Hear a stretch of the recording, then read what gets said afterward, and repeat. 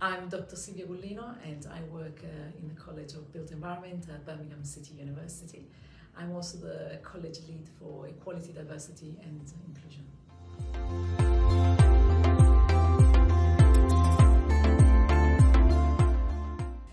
To be really honest, I always seen the academic world as very exclusive and hierarchical, so it was not really my initial aspiration.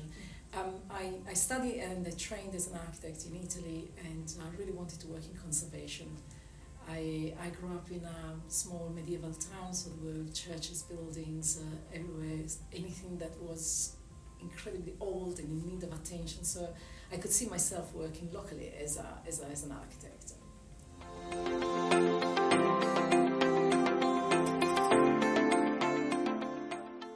When I was studying in secondary school, I really thought that architecture would have been a good field for me. So I enrolled on a course on a degree in architecture at the Politecnico di Torino.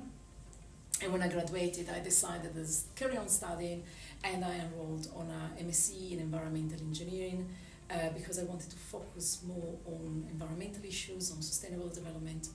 And at the same time, I saw there was a research call for a research assistant to work on a project on environmental impact assessment of plans and programs. So I applied and I got that job position, which was not very long. It was probably less than 1 year, but that led me to decide to apply for a PhD position. So I switched a little bit career in terms that I applied for a PhD in planning at the Politecnico di Milano. So that was a little while ago. And as I started, there was a call from the European Union. That was a call for the mobility of young researchers. So I applied and I got a fellowship to move to the UK and do part of my PhD in London. I was based at South Bank University in the Faculty of Built Environment. Really an amazing team working on similar topics as mine. And that was a very important turning point for me. I realized that the UK would have been the place where I wanted to work.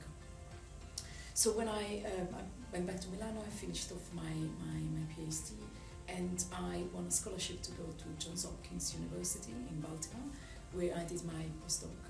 And when I came back in Europe in 2007, I secured my first permanent job as a lecturer in planning in London at Kingston University.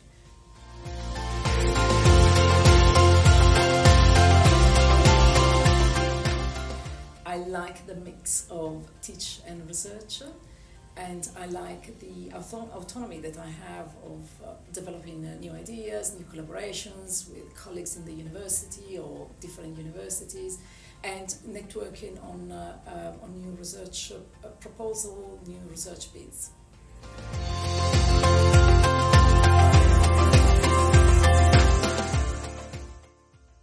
At the moment, I'm working on some very exciting research on podcasting in education. So it's part of the learning and teaching and assessment for students. This was a new research that I secured through some funds during the pandemic. I was looking for new opportunities to teach students remotely. We were all a bit in overload with images, videos, and I wanted to switch from video to audio. So I started investigating how to make use of podcast.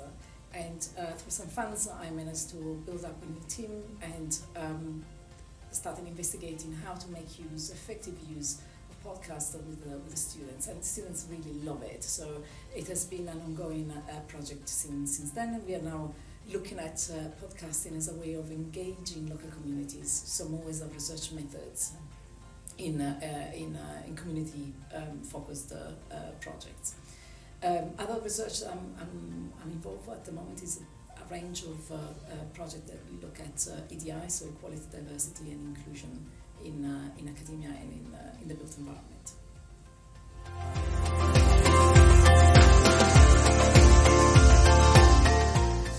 Well, I try in multiple ways. I try to carve out some time for academic reading, to support my teaching, to support new research bids, and my PhD supervisions.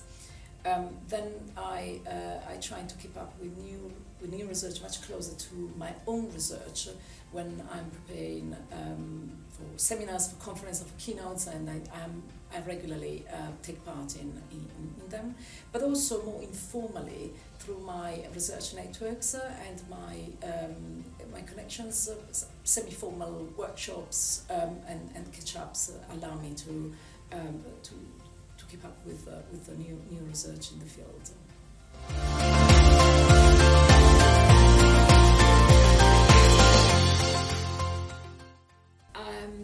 My research focuses on digital city making, on active citizenship and gendered well-being.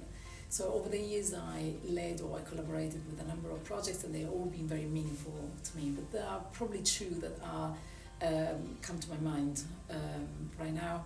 One is a project I led with a team of neonatologists from King's College London and St Thomas's Hospital, and we were exploring we were focusing on first-time mothers or premature babies, so baby born preterm before the 40 weeks of which is the normal gestation age, and the experience of the urban environment. So after discharge from the hospital, from intensive care, what mothers experience when they're out and about with their babies in the built environment, how they reconfigure their movement, their mobility, spaces where they feel safer, they feel more vulnerable. And the second is a project I'm currently working on, which looks at a different age group. We're looking at teen girls in the age group of 13, 15, which is the period in which the girls start developing their own autonomy. They're in secondary school, they navigate the city by themselves, and we are focusing I'm focusing with a team of computer scientists and geographers on how to create safer spaces in parks for girls to keep being active. This is the time of their life in which they tend to drop physical activity. There are not spaces designed with them in mind in parks, and we are looking at how to create digital active spaces in the parks. So there is a digital, other than design, physical design component in our research at the moment. We've just secured a 3 years scholarship for a PhD student. So we're going to soon recruit a student to work with us.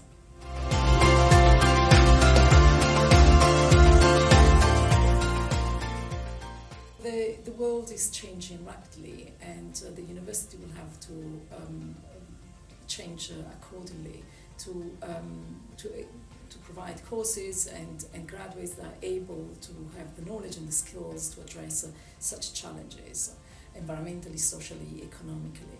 So I see the university contributing immensely to the net zero agendas, but also to enhance research collaboration that are interdisciplinary, international, but also global. So the inclusion of networks that brings different discipline, different expertise, and across the globe. And we've seen during the pandemic, we relied a lot on digital platforms like Teams and Zoom. So that's a great advantage of including some digital elements, so that as well the digital intervention of higher education in order to create opportunities for courses that are more flexible, that perhaps they are hybrid, that they are more accommodating to different learning needs.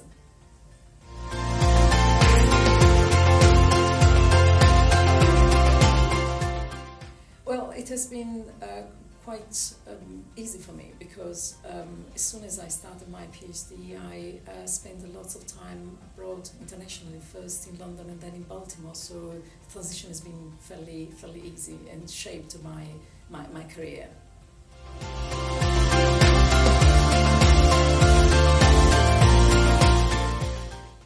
Well, I really like teaching, and I like to spend time in class with my students, whether they are undergraduate or postgraduate.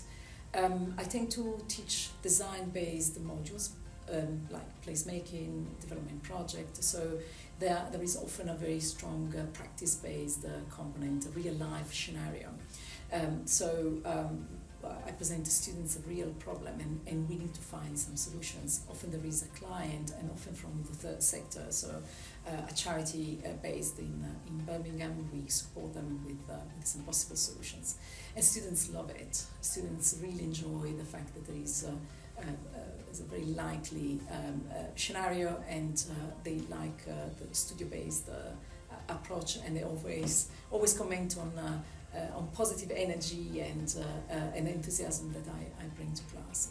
With the undergraduate students, we are working at the moment on using podcast as a form of student-led assessment. So they are identifying some interesting, overlooked local projects that can have potentially a wider impact. So they are engaging into different forms of communication, storytelling, analysis of case study, and they are really enjoying it.